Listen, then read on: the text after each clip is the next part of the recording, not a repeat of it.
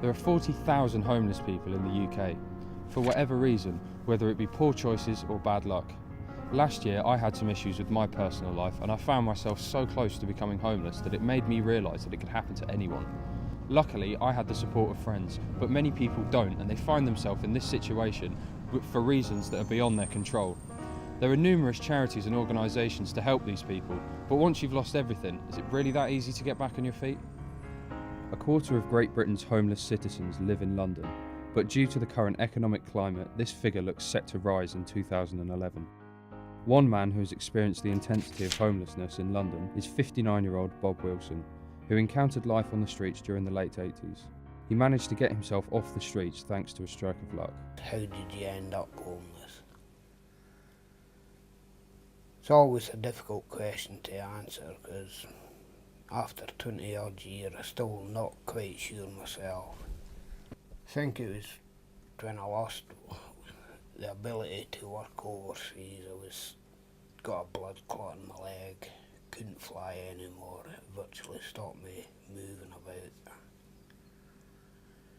At the same time my sister had fought against a brain hemorrhage.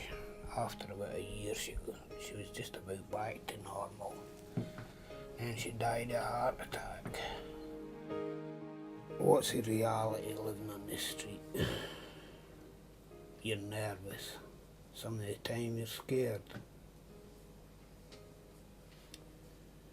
You're wandering about, wondering where you're going to get your next change of clothes, your next bit of grub. Constant hassle from police, security guards when you're trying to be unobtrusive just to exist.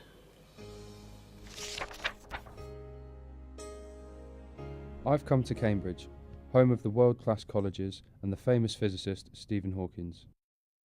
But I'm here to meet Jason, a homeless man hoping to get back on track by becoming a big issue vendor, a common first step for many of the country's homeless population.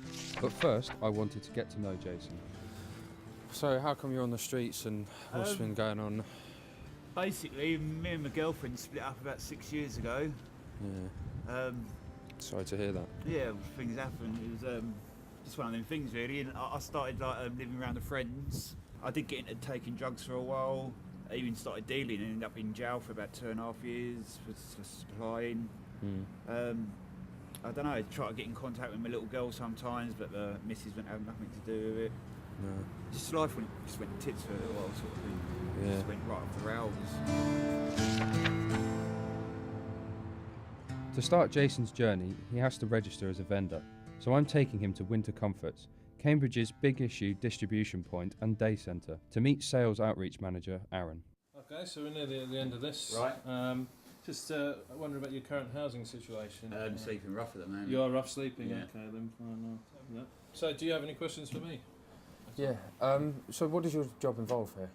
Basically, the sales part of it is really the day-to-day handling of the magazine, so when the vendors buy the issues, obviously I sell them to them. But then there's also the outreach work, which is dealing with the vendor's personal situation, getting them to engage with other services around Cambridge, trying to get them into accommodation or perhaps sort out their addictions. There are many dangers of living on the streets, whether it be addictions, diseases or abuse. So there I was on my own, ended up sleeping rough. Violence was never far away. You learn to do it, put up with it, try to avoid it, confront it if you had to. I let the sleeping bag out, lay down on the street. The next thing I remember is somebody lurking over me and then the knife going into my stomach. The next thing I woke up in the hospital. Spent about 2 weeks in the hospital. Although it was life-threatening, didn't really do as much damage as it could have done. Hospital cleaned it up pretty well and I was out in the streets again. The hospital did try to get me to go into a hostel, but as I explained to them, the state of the hostels, sometimes it was healthier on the street than in a hostel. Although pleased by what Aaron has said, Jason has lost a lot of confidence since being homeless and finds it difficult to trust those around him, leaving him anxious about selling the big issue.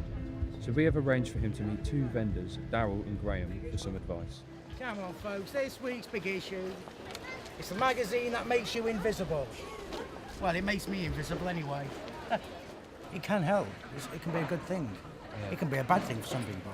It can keep you there. Yeah. Because you're making money, it can stop you from taking that step forward. Yeah. And moving on with your life. Yeah. As long as you know when to cut off and say enough's enough. What time do you start and finish? 9 o'clock is the start. Right. 8 o'clock at night, except for Wednesdays, late night shopping, you can do it till 9. How much money do you make a day? Do you like have a set amount you have to sell? It depends on the person, really. It depends on your abilities, how much you want to make, how many you want to sell. I sell between 15 and 35 a day, depending on the day, the weather. Right. Most times you'll make £2 on each one, but every now and again someone will come by and chuck you a couple of quid and say keep the magazine. We're not supposed to do it. We're supposed to refuse any drops, but we don't.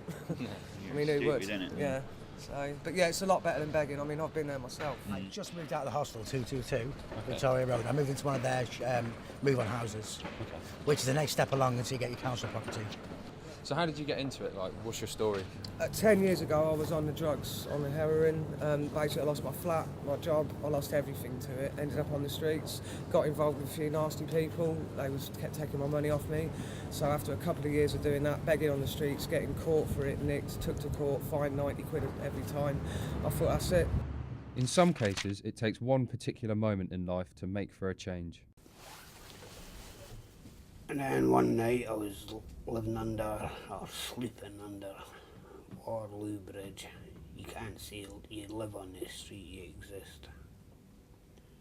So I was there this night and a bloke came over, total stranger, handed me a bag and said, I think you need that more than I do. When I saw the bag, I thought it was sandwiches or something. But when I felt the weight, I knew it was money, but it embarrassed me.